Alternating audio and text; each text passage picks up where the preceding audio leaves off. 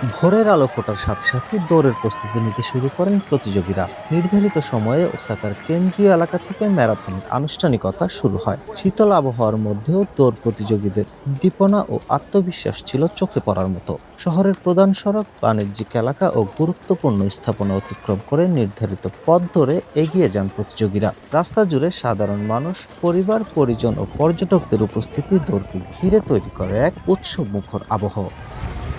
এবছর আসরে বিশ্বের বিভিন্ন দেশ থেকে আগত পেশাদার অ্যাথলেটদের পাশাপাশি বিপুল সংখ্যক অপেশাদার দৌড়বিদ অংশগ্রহণ করেন। আয়োজক সূত্রে জানা যায়, অংশগ্রহণকারীর সংখ্যা আগের বছরের তুলনায় উল্লেখযোগ্য হারে বেড়েছে। পুরো রুট জুড়ে কড়া নিরাপত্তা ব্যবস্থা গ্রহণ করা হয় এবং বিভিন্ন স্থানে মোতায়েন ছিল মেডিকেল সাপোর্ট টিম। কয়েক হাজার স্বেচ্ছাসেবক পানীয় জল সরবরাহ, দিক নির্দেশনা ও জরুরি সহায়তার গুরুত্বপূর্ণ ভূমিকা পালন করেন। ফলে বড় পরিসরের এই আয়োজন সুষ্ঠু ও নিরাপদভাবে সম্পন্ন হয়।